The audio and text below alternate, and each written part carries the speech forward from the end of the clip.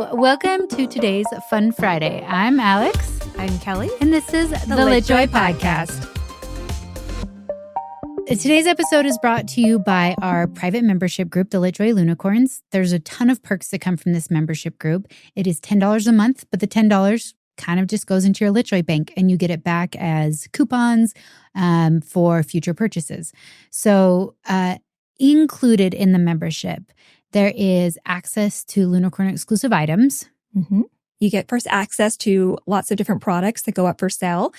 And I know Lunicorns love being able to grab like our special editions a day early from the general public. There's also a free product that we give to our Lunicorns every year. And it's really fun. It's different. We've done some enamel pins over the years that are very exclusive to the Lunicorns. Yes. Only produced once kind of a thing. Yeah, it's like a little perk extra gift. And then there's also a new Lunicorn exclusive item that comes out once a month, which is also very fun. And then there's a private membership group on Facebook. Mm-hmm. And that's where Kelly and myself will go on Facebook and we'll share all the spoilers with our loonies first. Sometimes a little too many spoilers. It's true. That's true. That's where we spill all the deets. You can access our Lunicorns and find out more about this membership by going to litjoycrate.com/Lunicorns. And it's spelled LUNACORNS. For today's episode, we are talking about nonfiction, non-self-help books. Well, that's a title just rolls off the tongue. So it is books that are not made of fiction, that also are not really made to make you better. I don't know. I just feel like so many people who say, I read nonfiction are always just talking about how they read a ton of self-help or just memoirs or, or just spiritualism, or they get like really focused on like, or just history. Or just business. Yeah. Yes. Yeah. And so this is kind of actually a broad brushstroke of all the books we've read that are not self-help focused, that are nonfiction, that have just made an impact on us. Yeah. And if folks are enjoying this, let us know and rate and review, because we'll do more of these nonfiction discussions, because I would say Kelly and I read nonfiction just as much as fiction. Yeah.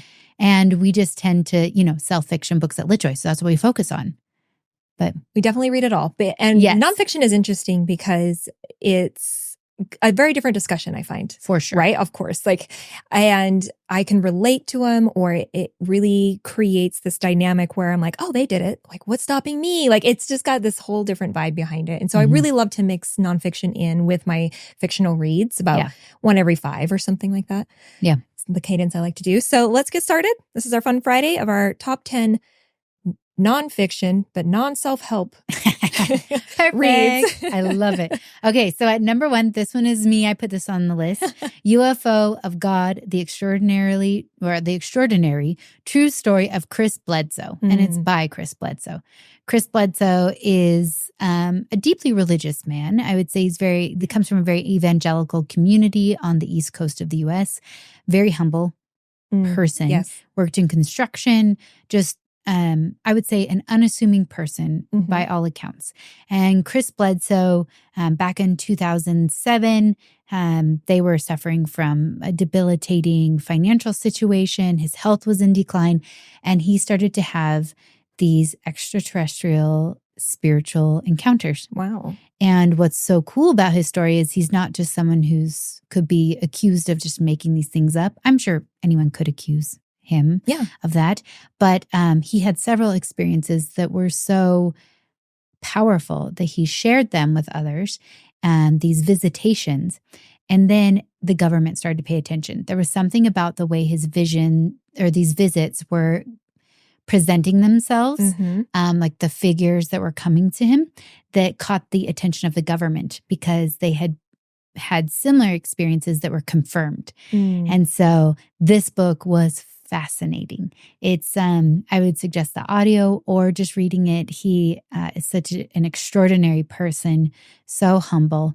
And he's now deep, close friends with several high-ups in NASA and the CIA. Wow. Yes. So he has some validity behind him. And there have been government officials that have confirmed and had experiences with him in having these extraterrestrial experiences. And so if that's something you are nerdy about. I loved this book. I could spend a whole episode talking about this book, but 100% add it to your list. It was such a great, like, kind of memoir account of a really extraordinary life. I have a question on this. Yeah. I haven't read it, but I have watched things about Jeff. Yes. And so I've got a good, just generalized idea of what he went through. But there were a lot of photos and evidence behind the experiences he's had. Are those included in the book? Yeah. So Chris talks about each one of those experiences and breaks them down. Ones where he's like has gaps in time missing, or like what these angelic visitors or these extraterrestrials look like. But also, one of the specific things that he mentions is these glowing orbs of these spirits. And that is something that he has shared videos of those. So you can see the videos of these glowing orbs. He also has witnessed beings coming out of these orbs. And you can hear similar stories if you watch the Netflix series that Steven Spielberg produced called Encounters. It's a beautiful series on Netflix. It's just the cinematography is really beautiful. But it talks about those orbs as well, specifically in Japan. After there was that huge hurricane that came through that destroyed that nuclear power plant, they saw many of these orbs. Many people witnessed a similar thing happening there. So is it a UFO? Is it God? You know, the book is really beautiful. I'm like, I want to make a whole episode of this. So we'll come back to aliens. We should just do like alien books, right? Okay, perfect. I love it so much. Okay, so on to 2. Yeah. This one's also mine, so it's a lot of me talking in the beginning, but I promise these books are great. Greenlights, that book was fantastic. And I would suggest no other way of consuming it besides the audiobook. Does Matthew McConaughey read it? Matthew McConaughey, it's his memoir. He reads it. And that guy's life, I'm just like, you make so much sense. Like when he talks about his parents and like just like the passionate volatility of their relationship and how that kind of formed him and just his principles. And the guy is just, he's a very, I would just say like completely unique person. There's like no one quite like Matthew McConaughey. And I love the book. He's got his classic, all right, kind of voice in there. He was fantastic. So I have nothing more to say really on this one, except for his life is interesting and extraordinary. Yeah. And it's a really entertaining listen. I need to read this one. I've heard really good things about Greenlights. So it's on my to be read. All right, number 3. I'll pipe in with this one. This is The Moment of Lift, How Empowering Women Changes the World.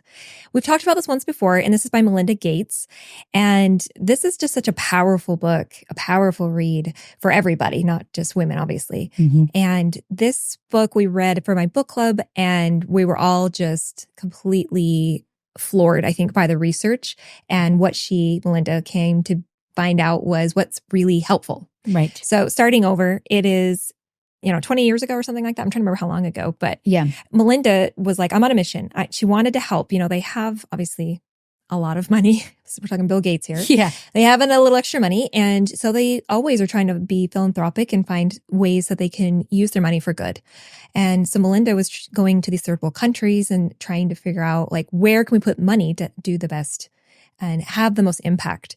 And I mean, that's helpful. Money is always helpful, but it's not getting at the root of the problem is what this book is discussing. And when they really talked with the locals and the people, they found that women needed some basic things to help out to then completely change how they were being influenced in their society. So it was as simple as realizing they needed help, which is birth control. Yeah. To have the option of how big their family was going to be.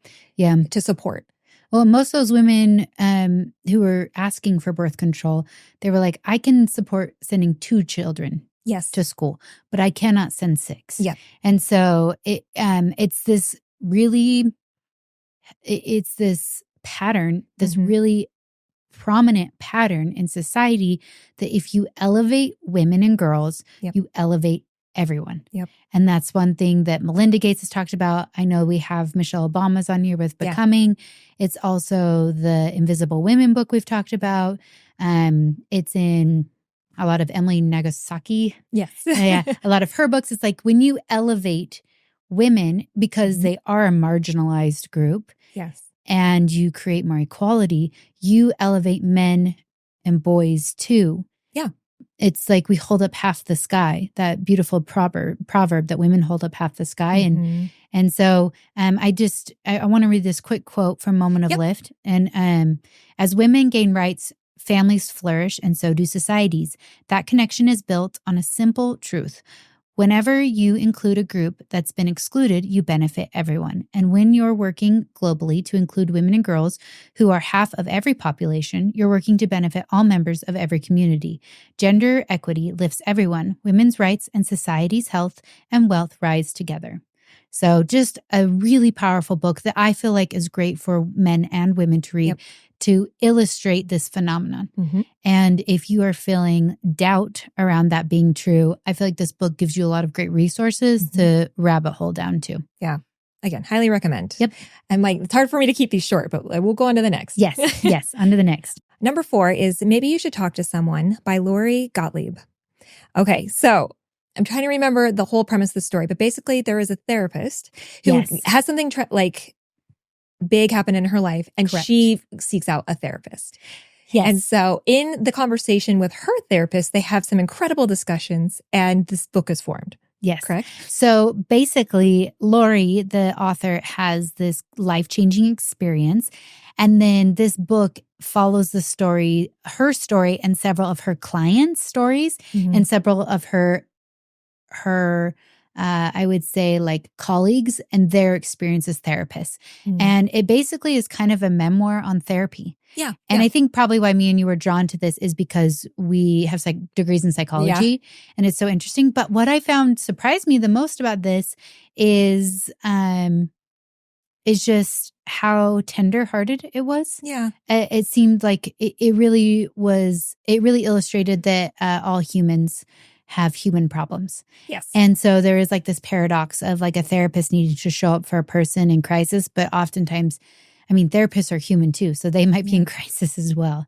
And so it's just, I think, this really great kind of case study of humanity. And it was just wildly entertaining too. I felt like to be like, what's going to happen next in their life and how are things going to turn out? But there's so many good one-liners in this one too that I was like, yes, that's a perfect way to say that. And they were short. It was just like 1 or 2 sentences that were said in such a good, concise way that I was like, I'm going to put that up on my mirror to remember that. Yeah. So many good little therapy moments. Highly recommend. Yeah. Okay. Okay, number 5. Becoming by Michelle Obama.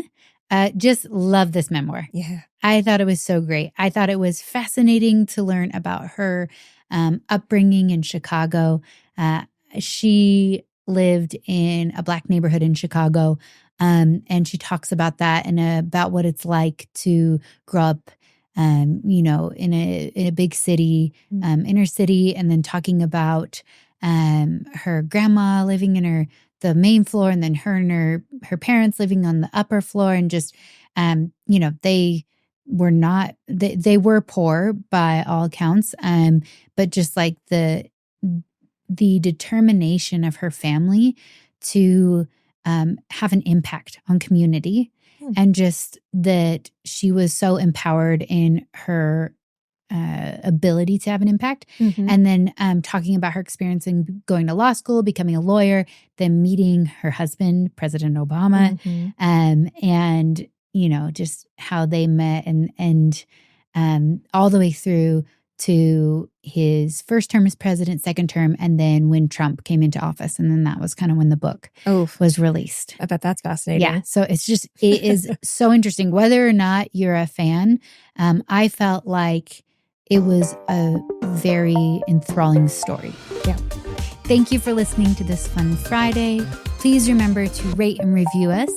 And like a good book, recommend us to your friends.